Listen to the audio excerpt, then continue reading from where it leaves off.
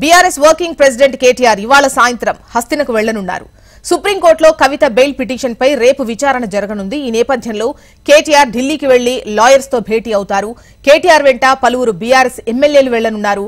Delhi liquor policy scam కేసులో అరెస్టైన కవిత నాటి నుంచి జైల్లోనే ఉన్నారు.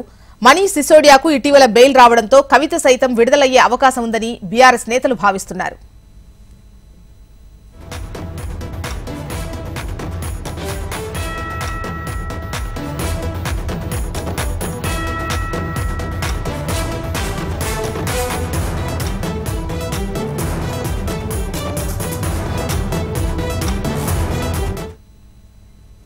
బీఆర్ఎస్ వర్కింగ్ ప్రెసిడెంట్ కేటీఆర్ ఇవాళ సాయంత్రం హస్తినకు వెళ్లనున్నారు.